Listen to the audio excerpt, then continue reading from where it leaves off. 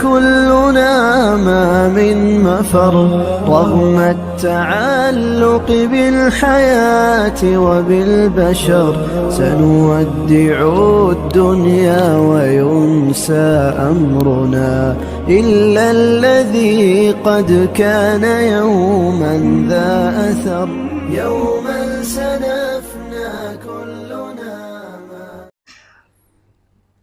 Bismillahirrahmanirrahim. Assalamualaikum warahmatullahi wabarakatuh.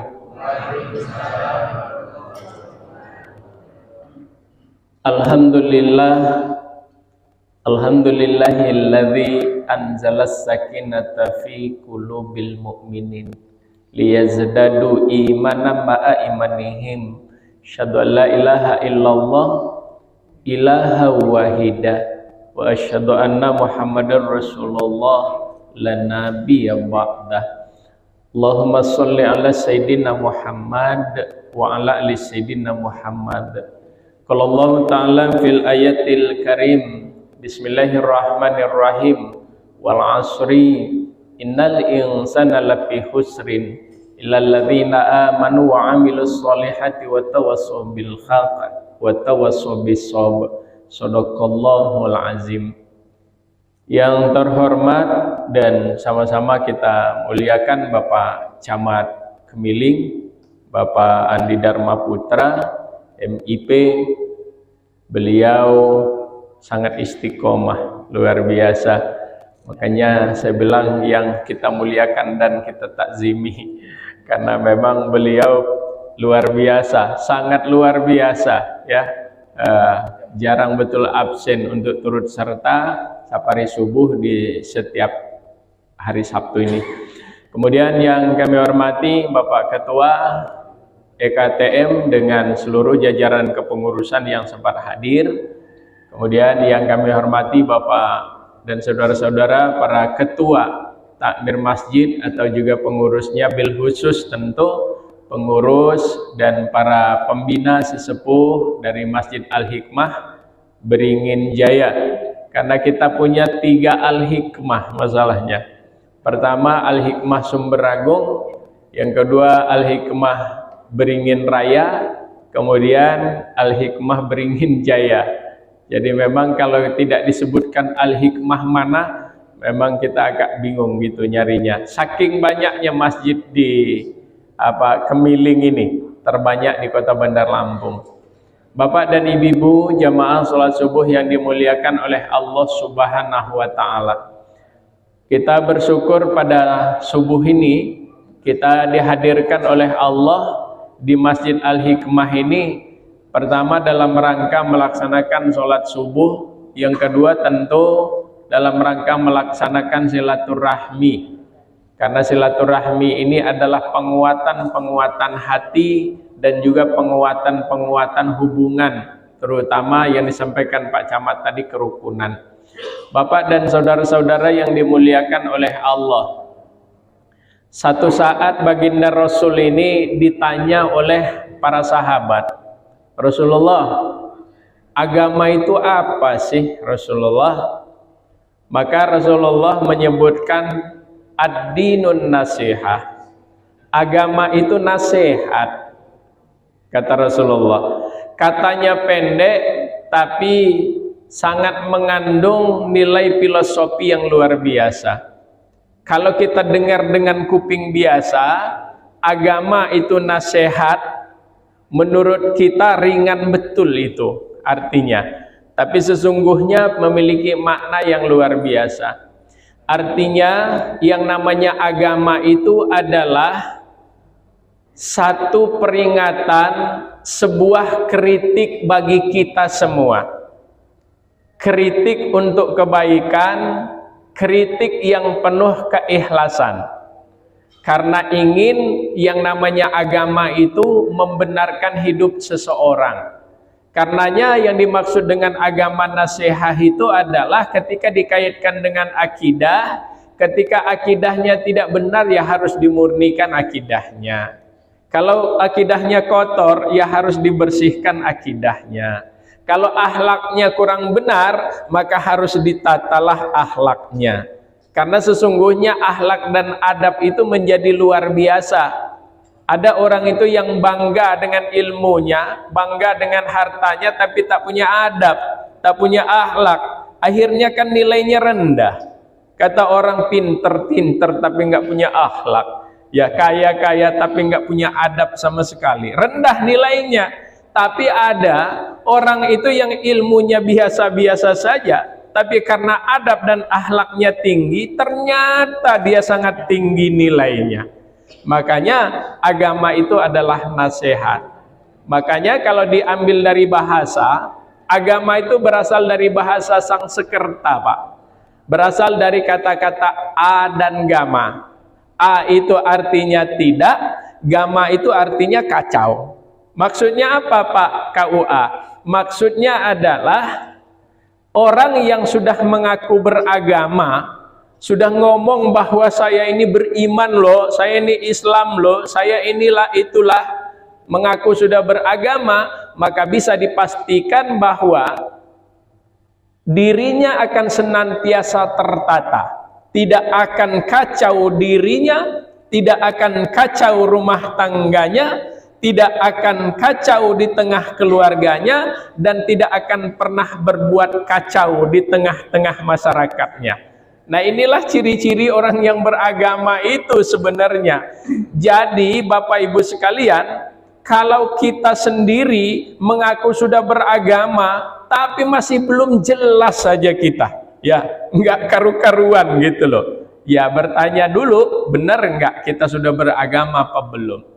Bapak dan saudara-saudara yang dimuliakan oleh Allah, makanya kata Allah, seseorang yang tak pernah rugi dunia akhirat, tak pernah rugi dunia akhirat itu adalah orang yang senantiasa tawasau bil haq, tawasau bisob. Orang yang senantiasa ikhlas menerima nasihat, dan juga orang yang ikhlas memberikan nasihat. Orang yang ikhlas menerima silaturahmi, dan orang yang ikhlas melakukan silaturahmi. Masya Allah, ya, itulah sesungguhnya orang-orang yang tidak pernah rugi itu, kata Allah. Karenanya Bapak dan saudara-saudara sekalian, kalau kita mengaku beriman, kita mengaku beragama, tapi ternyata kita tak pernah peduli, nggak peduli dengan diri kita, nggak pernah peduli dengan rumah tangga kita, nggak peduli dengan anak-anak kita, nggak peduli dengan lingkungan kita. Apa namanya sahabat Rasulullah? Kita kalau sudah nggak peduli lingkungan itu, benar apa tidak, disebutlah syaitanul khars. Artinya setan yang diam. Biasanya setan itu gerak terus, tapi ternyata karena kita tak peduli, maka disebutlah syaitanul khars. Setan yang diam. Jenisnya setan hanya bedanya enggak bergerak, tapi dia cuma diam. Makanya hati-hati Pak, hati-hati dengan kita. Makanya kepedulian kita itu sesungguhnya menunjukkan nilai iman kita. Jadi Bapak dan saudara-saudara sekalian, tidak mudah menerima kritik dan masukan itu. Jadi ada satu khalifah kita, Abdurrahman An-Nasir, yang dulu memimpin negeri yang bernama Andalusia. Kemudian di negara Andalusia itu ada seorang mufti. Kalau bahasa kita itu kiai yang paling tinggi, sekelas ketua MUI lah gitu ya, bernama Munzir bin Said. Jadi saat itu Khalifah An-Nasir ini semangat betul membangun sana sini, luar biasa membangun fisiknya, sibuk dengan urusan dunianya sehingga dia jarang berjamaah. Sholat Jumat minggu pertama nggak hadir, sholat Jumat minggu kedua nggak hadir, sholat Jumat minggu ketiga dia nggak hadir juga. Kebetulan minggu yang keempat dia hadir. Nah, yang khotib saat itu bertepatan dengan muftinya ini, Al-Munzir bin Sa'id. Maka langsung dia menyampaikan di dalam surat Asy-Syu'ara ayat 128 sampai 131. Apa kata Al-Munzir ini? Yang artinya ayatnya adalah, apakah kamu membangun sesuatu itu dengan materi yang luar biasa? Membangun gedung-gedung di tempat-tempat yang tinggi, memasang benteng-benteng untuk mempertahankan, mengokohkan kekuasaanmu. Aku ingatkan, kata Allah, hendaklah takut kepada Allah dan bertakwalah kepada Allah. Nah, khutbahnya Al-Munzir ini dalam pikiran jamaah itu jelas ditujukan kepada Khalifah An-Nasir ini, nyindir. Padahal sama sekali tidak nyindir, dia hanya menyampaikan ayat Quran. Karena yang namanya nasihat itu nggak boleh nyindir-nyindir, tapi menyampaikan sesuatu itu dengan ikhlas. Karena ada kadang dai itu menyampaikan sesuai dengan pesanan gitu. Nggak boleh kita seperti itu, tapi menyampaikan ayat itu apa adanya, Bapak Ibu sekalian. Disampaikan selesai sholat Jumat, Khalifah An-Nasir ini ngomong dengan anaknya. Anaknya ini bakal jadi generasi penerus dia yang bernama Al-Hakam. Dia ngomong, nak, bagaimana menurutmu khutbahnya Al-Munzir bin Sa'id mufti kita itu tadi? Ya sudah biasa, Pak. Yang namanya kritik itu kan nggak mudah untuk diterima. Siapa saja kita, Pak, termasuk ketua pengurus masjid, Pak, belum tentu langsung bisa gitu nerima kritikan itu. Masalahnya ada, kadang-kadang bukan nggak nerima kata ketua pengurus masjid, tapi jamaahnya terlalu nyinyir. Apa aja salah, yang bener aja salah, apalagi yang salah gitu. Ya Allah, ya udah nggak dapat tunjangan, salah terus lagi, Bapak Ibu sekalian. Makanya kadang-kadang di masjid itu menjadi sesuatu yang luar biasa, Bapak Ibu sekalian, tantangannya. Nah, makanya hadiahnya ketua-ketua masjid, pengurus masjid itu surga, Pak. Tapi hati-hati, selip-selip dikit, iya, ya bisa blong remnya. Ke kiri sedikit pastilah masuk neraka dia, Bapak Ibu sekalian. Makanya berhati-hati dan kita tidak mudah menjaga kerukunan ini, Bapak Ibu sekalian. Karena yang namanya rukun itu kan bukan berarti sama. Kita senang tadi sholatnya, imamnya menyampurkan pemahaman, ya, baca bismillah tetap baca bismillah, wirid tetap wirid. Tapi kan tadi enggak kunut. Saya mau tanya, sah nggak sholatnya? Sah. Hanya orang-orang yang ilmunya nggak sampai kadang-kadang itu. Waduh, nggak sah ini kalau begini, Bapak Ibu sekalian. Artinya Bapak Ibu sekalian, kita harus punya ilmunya, harus memahaminya. Makanya pernah saya sampaikan bahwa antara Imam Syafi'i dengan Imam Malik itu guru dengan murid. Gurunya itu Imam Malik, muridnya Imam Syafi'i. Imam Malik itu punya kitab namanya Al-Muwatta. Sampai hafal dari kulit ke kulit Imam Syafi'i ini. Kitab Al-Muwatta ini, Bapak Ibu sekalian. Sehingga dia minta diijazahkan kepada Imam Malik supaya dia pelajari terus, kemudian dia sampaikan kepada yang lain, diijazahkan oleh Imam Malik. Tapi ternyata guru dengan murid ini enggak sependapat terus. Satu saat mereka berdua berbeda pendapat tentang aulamastumun nisa, bersentuhan antara laki-laki dengan perempuan. Menurut Imam Syafi'i, bersentuhan antara laki-laki dengan perempuan itu mesti batal, Pak. Tapi Imam Malik tak langsung batal, tergantung dengan sir atau tidaknya di hati itu. Tapi mereka berdua tidak meributkan itu. Imam Syafi'i tetap takzim hormat kepada Imam Malik, dan Imam Malik tak pernah mempermasalahkan Imam Syafi'i. Masya Allah, Bapak Ibu sekalian. Makanya kadang-kadang sampai ke kita putus yang seperti itu, Bapak Ibu sekalian. Kadang-kadang mentang-mentang kita Imam Malik tak mau lagi mendengarkan yang Imam Syafi'i. Yang Imam Syafi'i juga kadang-kadang seolah-olah nggak mau mendengarkan lagi yang Imam Malik. Bapak Ibu sekalian, inilah sebuah pengkotakan sekarang yang memang sengaja untuk memecah belah umat kita sekarang, Bapak Ibu sekalian. Yang sehingga timbul kadang-kadang kita merasa paling benar sendiri, Bapak Ibu sekalian, paling sorga sendiri. Bapak Ibu yang dimuliakan oleh Allah, saya lanjutkan cerita saya sedikit. Maka kata Al-Hakam, itu ustadz nggak bener itu ayah. Itu jelas betul ngeritik ayah itu. Kurang ajar itu ya. Ya. Lebih baik dia disisihkan saja, dikucilkan saja.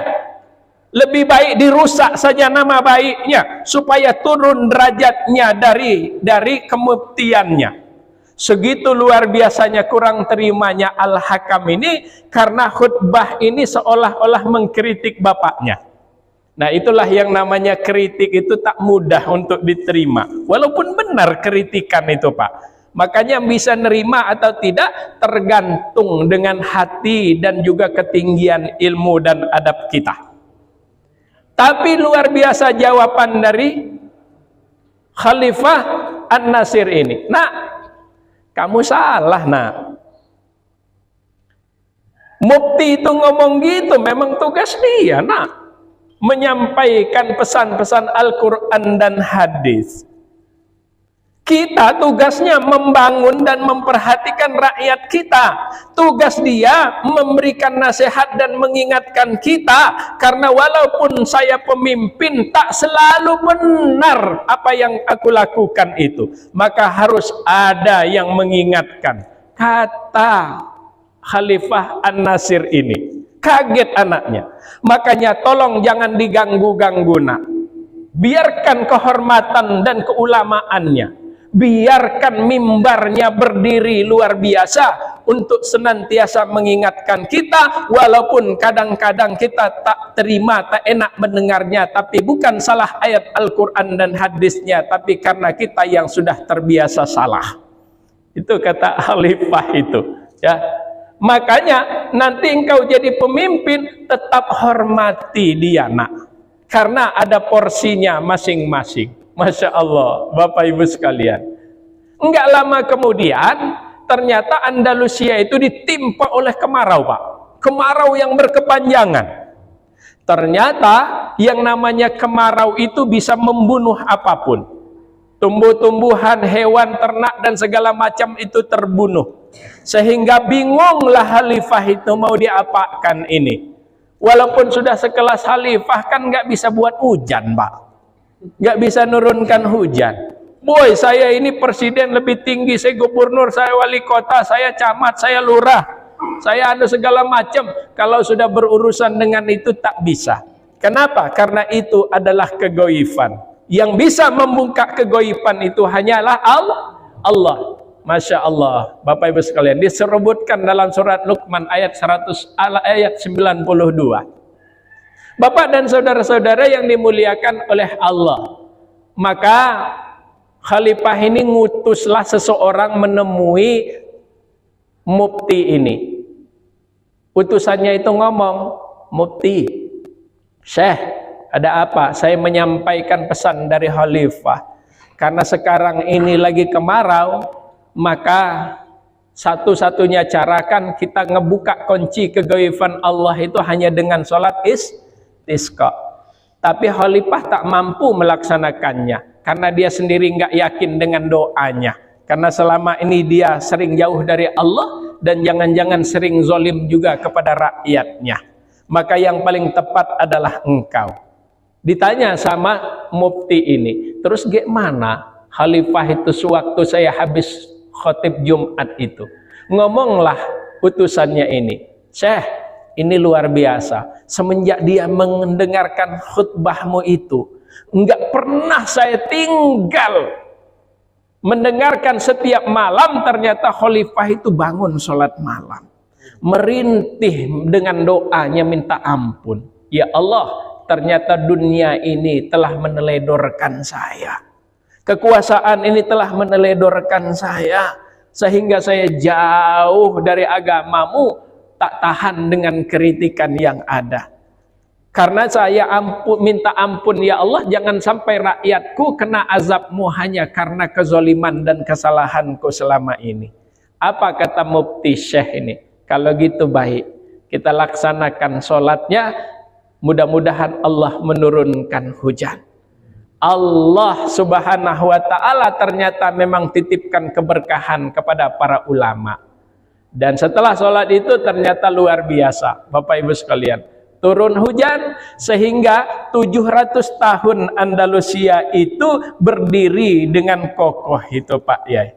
Pertanyaannya, 700 tahun Andalusia itu berdiri dengan menjadi negara yang luar biasa. Apa karena alimnya syekhnya atau karena hebatnya khalifahnya saja? Tidak. Tapi karena mereka siap untuk menerima kritikan dan memberikan kritik, tapi kritik-kritik dengan penuh keikhlasan, saling mengingatkan sesama mereka. Nah, ini yang membuatnya seperti itu. Begitu pula kita dengan masjid ini, Bapak Ibu sekalian. Karenanya mudah-mudahan Al-Hikmah ini seperti cita-cita kita dengan almarhum Pak Dr. Tito. Dulu kita bercita-cita ngobrol ya, Pak Ji, ya, bahwa Al-Hikmah ini akan kita jadikan menjadi masjid yang ramah dengan pendatang atau ramah tamu.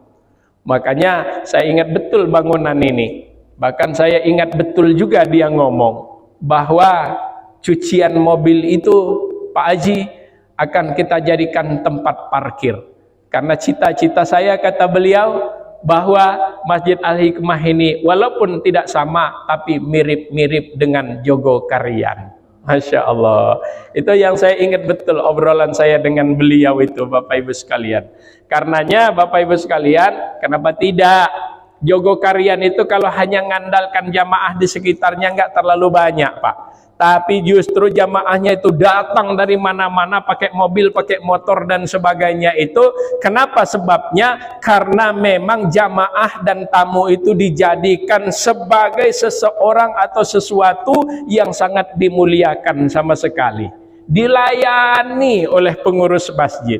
Jadi pengurus masjid itu bukan penguasa. Saya ingatkan ketua-ketua masjid itu bukan penguasa, tapi pelayan dari jamaah, pelayan dari masjid itu, Bapak Ibu sekalian.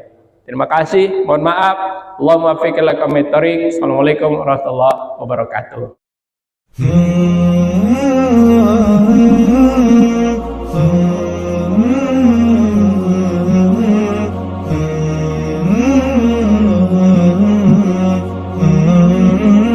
يوما سنفنى كلنا ما من مفر رغم التعلق بالحياة وبالبشر سنودع الدنيا وينسى أمرنا إلا الذي قد كان يوما ذا أثر.